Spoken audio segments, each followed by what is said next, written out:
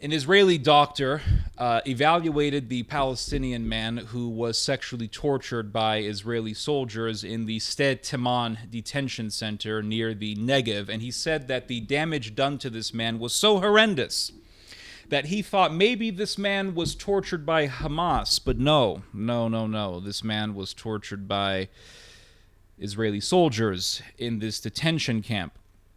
And it says here in this article published by Haaretz, information obtained by Haaretz shows that the Gazan detainee suffered from a ruptured bowel, a severe injury to his anus, sexual torture, lung damage, and broken ribs. And the thing is that you have many cases of this type of torture that has taken place in Israel. And this is not the first time that I have read about sexual torture being done by Israeli soldiers. I did a video about this not too long ago about a man by the name of Abu Hassan. He is a Palestinian man who lives in the West Bank. He was captured by Israeli soldiers, arrested by Israeli soldiers, and they attempted to sexually torture this man. They tried to shove a stick or some type of an object up his anus, and he fought for dear life not to be sodomized by a stick.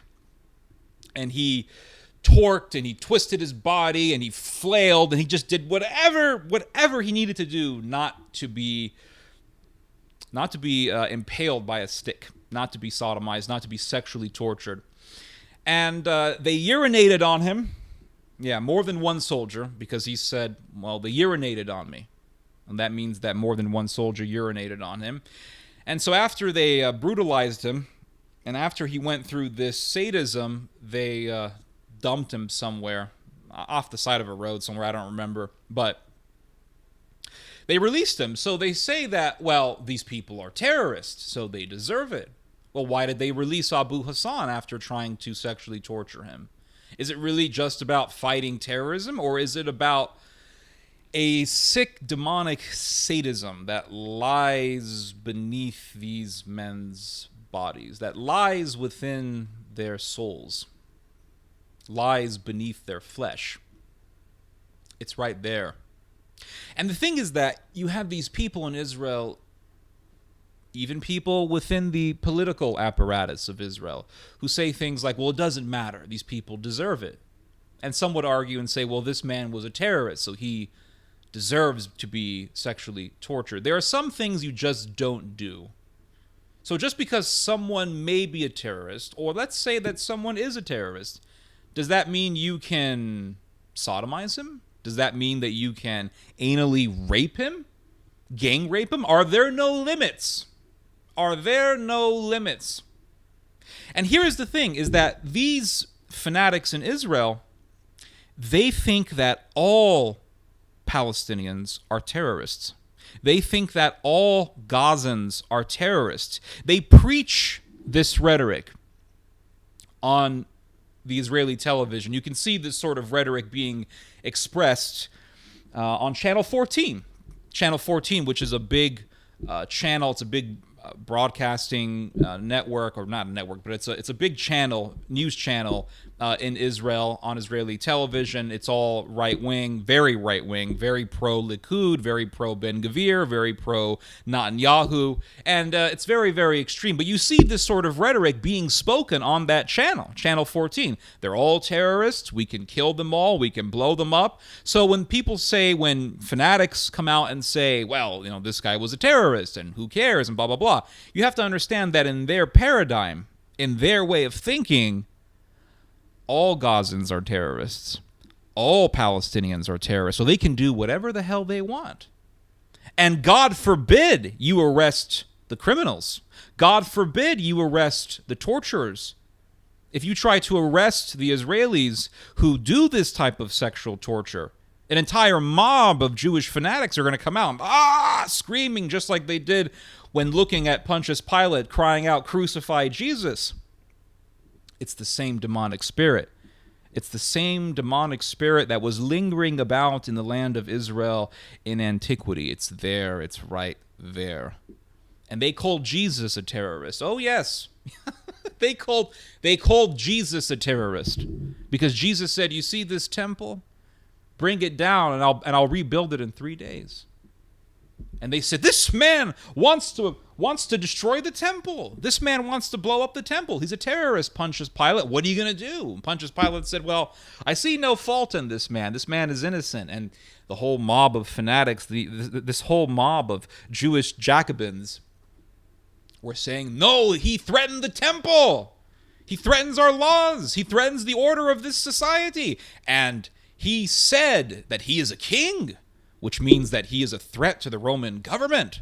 You see, he's a terrorist." And, well, no terrorist is a friend of Caesar's. And if you are a friend of a terrorist, then that means that you are no friend of Caesar's, and we have no king but Caesar. Pontius Pilate, what are you going to do? Are you going to side with the terrorist? Well, if so, then we will go to Caesar and tell him that you side with the terrorist.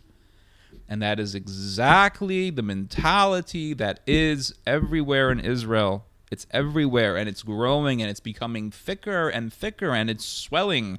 Its ranks are swelling. Its ranks are swelling. There was a point where this wasn't the case. Back when my dad was living in the West Bank, this phenomena was not so much the case. But now it is. Now it is. And so when they want to kill someone, or when they want to torture someone, sexually torture someone, they can just say, "Well, we thought this guy was a terrorist. Why did you have Jesus crucified?" "Well, we thought he was a terrorist." That mentality is there, and it's growing. And when they saw the Israeli police officers coming to the Sde Timan camp to arrest the sexual torturers, they rioted. They rioted. They broke into the base. They stormed the base. And they tried to prevent the arrest of the torturers. In other words, you can rape a man. You can sodomize a man. And as long as that man is a Gazan, you should not be arrested. And in fact, if the authorities come to attempt to arrest you, then the mob will come and protect the torturers. They will not support the imposing of the law. They will not support the enactment of the law. They will support the rapists, the sexual torturers. That's who they support. They're sick. These people are sick. It's a curse.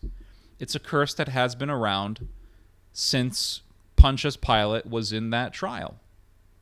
It's a curse that has been around since Pontius Pilate said, "Who do you want to free, Jesus or Barabbas?" And they said, "Release Barabbas." Now, isn't it interesting? Barabbas was a real terrorist, and Jesus was simply accused of being a terrorist. And they supported Barabbas, and they called for the crucifixion, which was the worst form of execution that one could go through in the Roman Empire. They called for the crucifixion of one who they accused of being a terrorist. So they will accuse people of being terrorists so that they can justify torturing them and killing them. But when it comes to terrorists in their own ranks, they will support that terrorist. So that spirit was there in the time of Pilate. That spirit was there in the time of Jesus. And it's here right now, growing. It's growing. Its ranks are swelling. You're seeing history repeating itself. You're seeing history coming back. You're seeing history coming back from the dead. But it really was never dead. It was always there, lingering about, waiting for a right moment just to wake up. They accused Jesus of being a terrorist, and they wanted to release a real terrorist, Barabbas. Why? Because Barabbas was a man within their ranks. They saw Barabbas as one of their own. They saw Jesus as an enemy of their tribe, an enemy of their nation. And you see how they treat the other Jews who do not approve of their actions or do not approve of their rhetoric. They will say, "You are traitors. We must fight all enemies of Israel, those who are outside of Israel and those who are within Israel." Those who are within Israel are the Jews who do not approve of their actions. And they will kill those people. They will kill those people. For example, they assassinated Yitzhak Rabin. Now you'll say, well, no, Yitzhak Rabin was killed by a lone gunman. He was not without a team. Amir, whatever his name was, the guy who killed Yitzhak Rabin, he was not without a team. There was an entire society that Yigal Amir, that was the assassin. There was an entire collective society that was behind Yigal Amir. And they were riling up fanatics to kill Yitzhak Rabin. Oh, yes, you can read about this. There were tons of people in Israel who were saying that Yitzhak Rabin was a Mosher. Why? Because Yitzhak Rabin was he was part of the Oslo Accords, which agreed to give some form of independence to the Palestinians, which would mean getting rid of or lessening Israeli or Jewish authority over the West Bank. And so they didn't want that. They saw Rabin as a traitor, and they called him a Mosher. And Mosher means something like a traitor or a collaborator, one who collaborates with the enemy. And when you are a Mosher in that culture, it's open season on you. You have a target on you. And they were tons of rabbis in Israel making decrees saying Yitzhak Rabin is a Mosher. That's the equivalent of a bunch of imams putting a fatwa on someone saying you can go out and kill this person. And they were tons of rabbis in America, who decreed that Yitzhak Rabin was a Mosher. In America. Now, in America, it is illegal to incite violence. How in the hell were these rabbis allowed to do this and get away with it? It was criminal what they did. You're a Mosher, you're a traitor, you're a collaborator, which means you can be killed. And that's exactly what happened to Yitzhak Rabin. And when Yitzhak Rabin was killed, the mobs of fanatics were cheering and clapping and dancing and smiling and laughing, and they put photos and portraits of Yigal Amir and on their walls, and they thought it was great. They thought it was great. Now you can say, well, who cares about this Palestinian who was tortured? He was a terrorist. I haven't seen evidence that this guy was a terrorist. Maybe he was. But that's not the point. The point is that there are certain things that you don't do. There are limits in punishment. There are limits to it. Even the founding fathers talked about this. No cruel and unusual punishment. They understood this. There are things you don't do.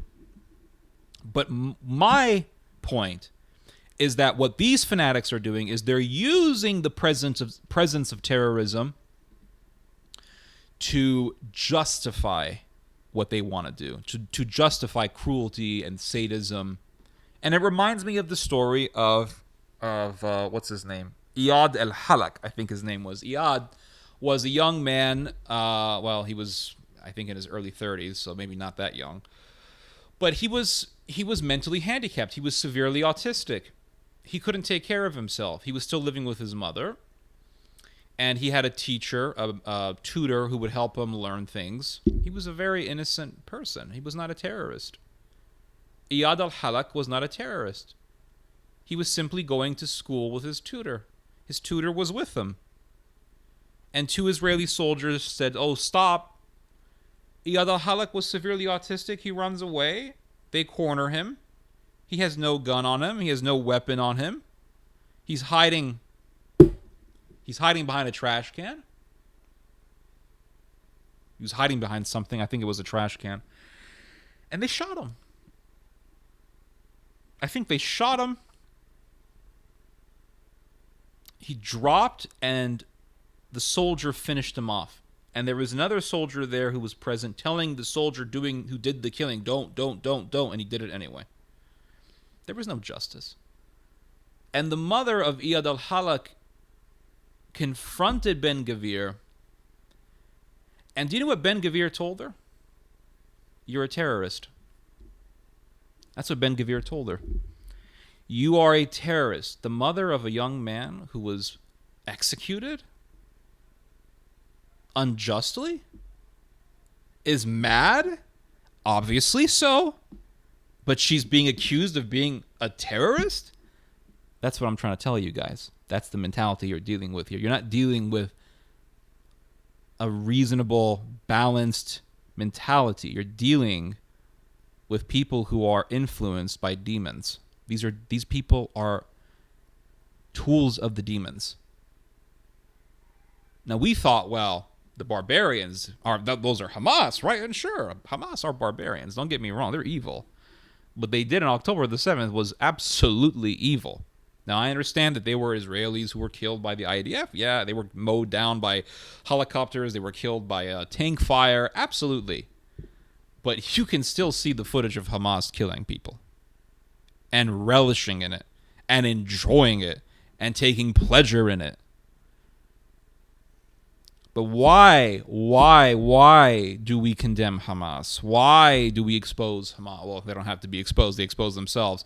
But why do we decry the actions of Hamas? Because the actions of Hamas are evil. But if we do not also cry out against the actions of Israel, the evil actions of Israel, or the evil that is within Israeli society, then that makes us merely biased people. We have to go against Hamas because we are against evil. And if we are against Hamas because we are against evil, then that means we must also face the dark realities that lie within Israel, that lie beneath Israeli society. Because if we don't, then we are no different than the mob that said, crucify Jesus, an innocent man, but free Barabbas. Well, why do you want to crucify Christ? Well, he's a threat. He's a terrorist. He's a terrorist to our society, but he's an innocent man. But he's a terrorist. But why are you supporting Barabbas if you're against terrorism? Because Barabbas is a man of your rank. And Jesus, even though he's an innocent man, he is a threat to your power, and you are using the realities of terrorism as a pretext to kill an innocent man. And that is what's happening.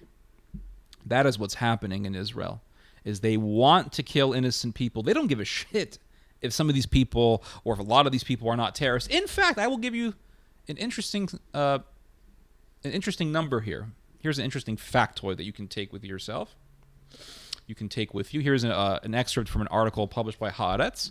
And it says in this article that 4,000, since the beginning of the war in Gaza, the October the 7th war, 4,000 Gazans have been taken into the Sde Timan detention camp, where people have been tortured. Sde Timan has a lot of notoriety as a house of torture. So 4,000 since the beginning of the war in Gaza. Out of that 4,000 people, 40% of them have been released. And it says here in the article, this means that they were not Hamas fighters at all, and therefore their stay in the facility and the torture they underwent there occurred without any security justification. They're terrorists. Well, how come they released 40% of the 4,000 brought into the Sde Timan detention camp since the beginning of the war? If they're all terrorists. How come they released Abu Hassan after trying to sodomize him with a stick? If he was a terrorist. I mean, shouldn't he be in a jail cell or a prison cell if he's a terrorist? They want to kill innocent people. They don't mind killing and torturing innocent people because they're sick. That's the bottom line. That is the bottom line. They're sick people. They have the mentality of serial killers, but they want to kill legally. Some people are serial killers and they don't care about killing legally or illegally. They go out and kill. They don't care. Some people are serial killers, but they want to do so. They want to do the killing legally. They want to get away with it. That's the bottom line. And it's like the people who join the military. They want to have a license to kill. They want to have a license to kill. I mean, I remember when I was in high school, I knew this kid. I sat next to him in the school bus. God help me. Oh, I'm so glad I don't have to go to school anymore. But there was this kid that I knew who he told me that he had fantasies about killing people. He wanted to kill people. And I'm sitting there thinking, what am I doing in this freaking crazy nut house, this horror house? American public education, what can I say? It's like a precursor to prison. But he told me, he said, I want to kill people.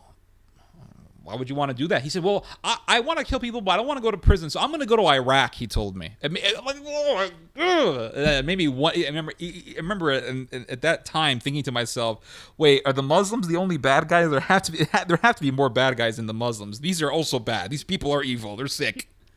They're sick. And that guy ended up converting to Odinism and worshiping Wotan. It's just sick. I mean, there's so much sickness in American society, but there's a lot of sickness also in Israeli society. And there's that verse in the New Testament that really, really comes to mind when I read about this stuff. St. Paul tells us this. Oh, I don't remember which. Is this in Thessalonians?